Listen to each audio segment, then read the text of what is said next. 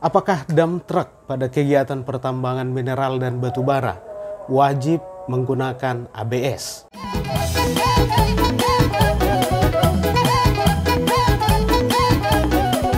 Semangat pagi sahabat dunia tambang kita bertemu kembali pada malam hari ini.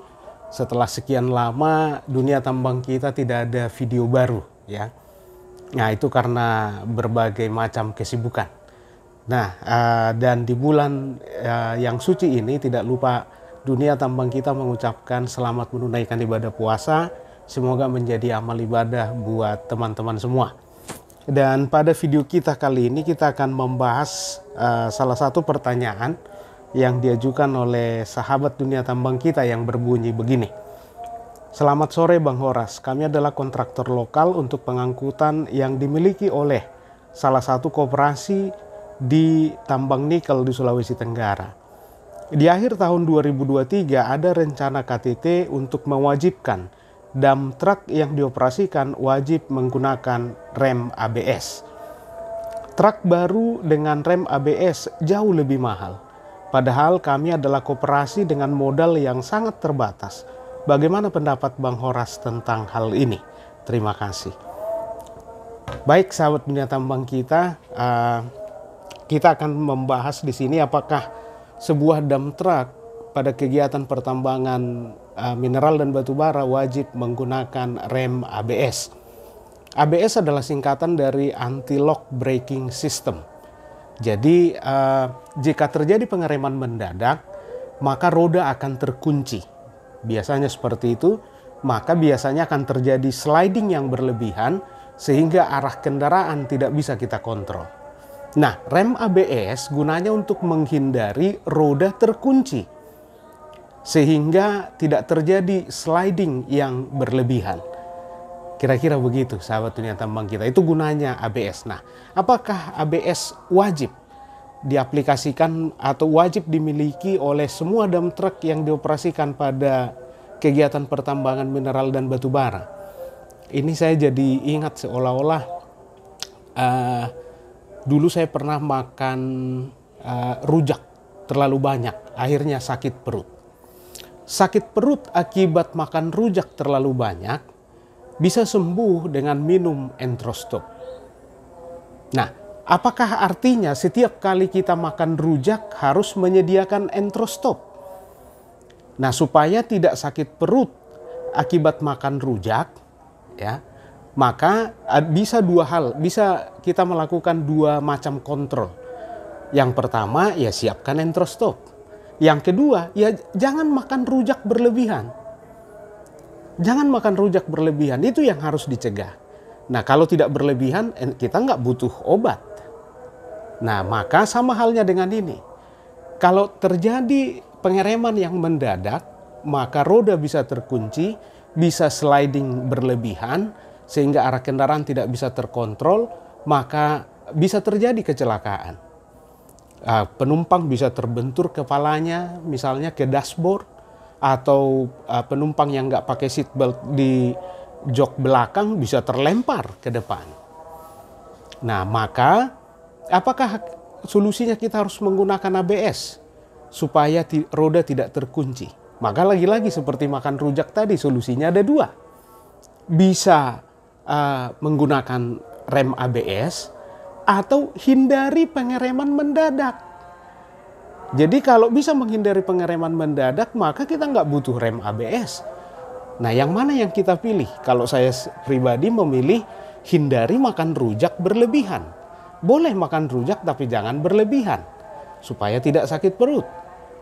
Maka sama halnya dengan di pengangkutan tadi, hindari pengereman yang mendadak. Dan apa kata peraturan?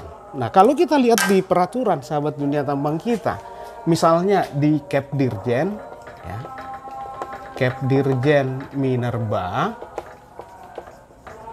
nomor 185 tahun 2019 di halaman 173 disebutkan di sana bahwa KTT harus menentukan berapa kecepatan maksimum. Berapa kecepatan maksimum? Karena biasanya pengereman mendadak itu dilakukan apabila kecepatannya terlalu tinggi, padahal jarak beriringannya hanya sedikit. Terlalu dekat dengan kendaraan di depan atau terlalu dekat dengan belokan di depan, padahal kecepatannya terlalu tinggi, maka dibutuhkan pengereman mendadak. Maka diaturlah di sini di Kep Dirjen Minerba 185 tahun 2019 halaman 173 harus diatur kecepatan maksimum, ya tentunya yang aman. Nah, ini untuk menghindari pengereman yang berlebihan. Nah, selain di Kep Dirjen Minerba 185 juga diatur di Kepmen ESDM 1827 tahun 2018 di lampiran 2 halaman 136. Di sana diatur bahwa traffic density atau kepadatan lalu lintas, kita singkat TD di sini, traffic density maksimal atau lebih kecil atau sama dengan, itu sama dengan arti kata maksimal, 80%. 80%. Apa maksudnya 80%? Di video lain di kanal YouTube ini itu kita sudah bahas. Nanti sahabat Dunia Tambang kita bisa cari di video-video di kanal YouTube Dunia Tambang kita. Traffic density sangat dipengaruhi tentunya adalah jumlah kendaraan. Jumlah kendaraan. Kemudian yang kedua, panjang jalan angkut. Nah, terkait jumlah kendaraan, ini juga sangat dipengaruhi oleh 2 faktor. Ya, yang pertama kecepatan maksimum. Ya, sama halnya dengan yang diatur di Kep Dirjen Minerba 185 2019 halaman 173. Nah, kemudian bicara kecepatan maksimum tidak boleh lepas dari jarak beriringan. Jarak beriringan. Nah, bagaimana menentukan kecepatan maksimum dan jarak beriringan kita juga sudah bahas di video lain, sahabat Dunia Tambang kita. Tapi intinya peraturan ini bisa kita maknai adalah pesannya, hindarilah pengereman yang mendadak. Hindari pengereman yang mendadak. Jadi tidak ada di peraturan menyebutkan harus rem ABS, tidak ada. Ya. Tapi karena pengereman mendadak bisa mengakibatkan kecelakaan, bisa dihindari dengan ABS, ya, mengaplikasikan rem ABS atau dengan mengatur kecepatan maksimum jarak beriringan. Jadi mengaplikasikan rem ABS tidak salah sebenarnya, tapi bukan satu-satunya pilihan untuk mencegah kecelakaan saat terjadi pengereman mendadak. Justru lebih mantap kalau menurut saya, hindarilah pengereman mendadak. Jadi rem ABS berguna atau gunanya saat terjadi pengereman mendadak untuk mencegah roda terkunci sehingga tidak terjadi sliding yang berlebihan. Ya, itu gunanya rem ABS. Tapi lebih mantap lagi menurut saya adalah hindari pengereman mendadak. Dengan cara apa? Dengan cara tetapkan kecepatan maksimum, sesuaikan dengan jarak beriringan. Dan traffic density maksimum 80%. Jangan terlalu crowded lalu lintas di tambang itu artinya sahabat Dunia Tambang kita. Dan secara best practice, apa yang sudah diaplikasikan di banyak tambang untuk menghindari pengereman mendadak ini? Banyak sahabat Dunia Tambang kita. Yang pertama yang sudah diaplikasikan di banyak tambang, yang pertama menentukan kecepatan maksimum. Nah, tadi kita sudah bahas. Kemudian yang kedua, mengatur jarak beriringan.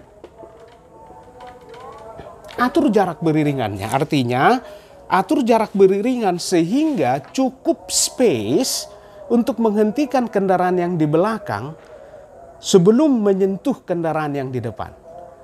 Dan peraturan tidak menyebutkan jenis remnya. Jadi apapun remnya, yang penting kendaraan yang di belakang tidak sampai menabrak kendaraan yang di depan.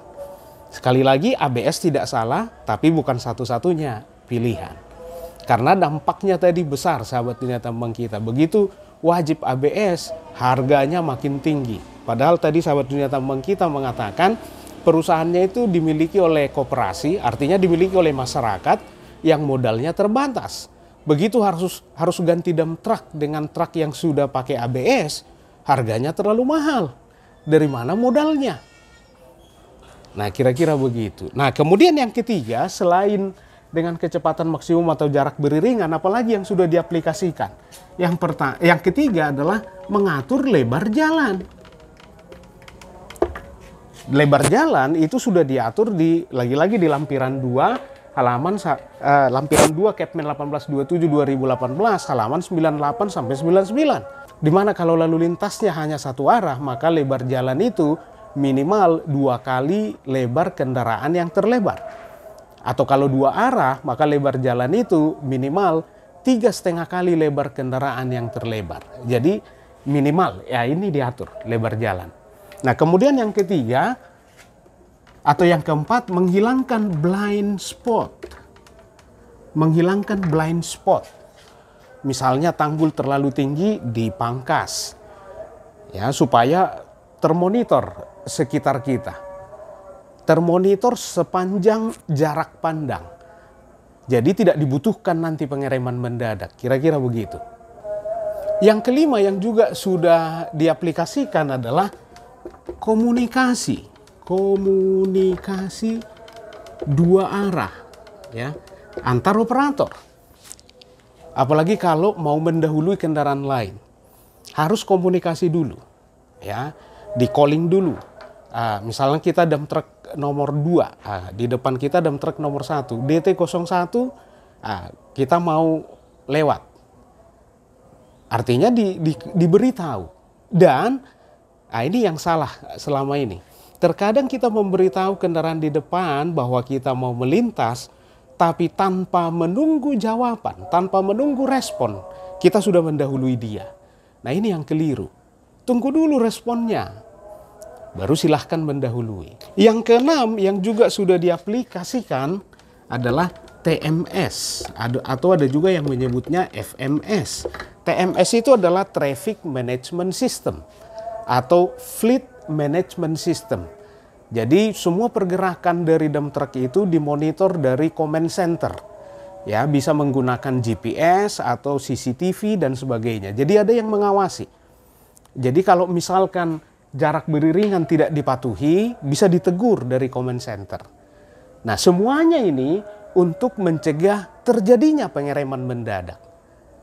Ya, jadi dengan bisa dicegah pengereman mendadak, ABS nggak perlu sebenarnya. Nah, yang ketujuh ada lagi sebenarnya yang sudah kita aplikasikan, fit to work. Jadi pada saat safety briefing di awal shift, kita pastikan bahwa semua operator yang bekerja di bawah kita itu fit to work. Ya, karena pengereman mendadak juga kadang terjadi karena fatigue misalnya, micro sleep, tiba-tiba buka mata, udah ada dump truck lain di depan, akhirnya ngerem mendadak. Nah, ini bisa diaplikasikan fit to work. Tapi dengan formulir fit to work, banyak yang diakal-akali atau banyak yang dibohongi oleh operator, Pak. Nah, maka ada juga tambang yang sudah mengaplikasikan smartwatch yang bisa merecord jam kerja. Yang bisa merecord jam tidur, ya. Jadi berapa jam dia tidur bisa dilihat dari jamnya. Tapi itu pun sebenarnya bisa dicurangi juga. Jamnya dia malam-malam, dia mau begadang, si operator mau begadang, dia suruh yang pakai jam itu anaknya. Supaya kelihatan terrecord di sana bahwa yang pakai jam itu tidur. Ya, nah artinya kita bisa membahas nanti di diskusi lain bagaimana cara yang paling efektif memastikan fit to work misalnya. Nah, kemudian yang ke-8 juga, dan ini sudah diaplikasikan di seluruh tambang, bahwa wajib menggunakan seat belt saat mengoperasikan alat angkut. Ya, jadi kalau misalkan terjadi pengereman mendadak, kepala tidak terbentur dashboard atau tidak terbentur setir misalnya. Nah, ini yang sudah diaplikasikan sahabat dunia tambang kita. Artinya mau 9, 10, nah silahkan nanti ditambahkan. Ya, intinya adalah semua upaya ini untuk menghindari terjadinya pengereman mendadak. Nah, ABS tadi gunanya jika terjadi pengereman mendadak, ABS itu bisa mencegah terkuncinya roda sehingga tidak terjadi sliding yang berlebihan. Tapi menurut saya akan lebih mantap kalau kita cegah pengereman mendadak. Karena itu juga amanah dari peraturan. Semua ini, baik itu Kep Dirjen Minerba 185 2019 ataupun Kepmen Esdem 1827 2018, semua ini pesannya adalah jangan ngerem mendadak. Itu tujuan dari peraturan ini. Dan ini best practice yang sudah dilakukan di lapangan. Jadi itu sahabat dunia tambang kita, tidak harus ABS. Karena peraturan pun tidak mewajibkan ABS. Tapi yang diwajibkan oleh peraturan adalah hindari pengereman mendadak. Jadi begitu kira-kira sahabat dunia tambang kita. Jadi apakah ABS itu pilihan yang terbaik? Menurut saya tidak. Pilihan yang terbaik adalah hindari pengereman mendadak. Tapi mengaplikasikan ABS itu juga baik. Tapi semua yang baik pasti ada harganya. Ya, seperti tadi yang disebutkan kawan kita, harganya sangat signifikan, lebih besar daripada truk yang tidak menggunakan ABS, sedangkan mereka budget terbatas. Nah, jadi silahkan Pak Kepala Teknik Tambang memikirkan kembali, ya, karena tidak salah sebenarnya KTT mengatur wajib ABS, tapi silahkan dipikirkan solusi yang terbaik. Banyak jalan ke Roma, ya, atau kalau kita mau ke Bandung bisa lewat Puncak, bisa lewat tol Cilenyi, ya. Jadi sama-sama nyampe.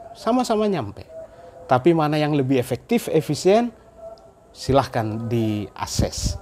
Kira-kira begitu sahabat dunia tambang kita, semoga sudah memberikan insight atau memberikan pemikiran untuk bisa menentukan mana yang terbaik. Kira-kira begitu dari saya.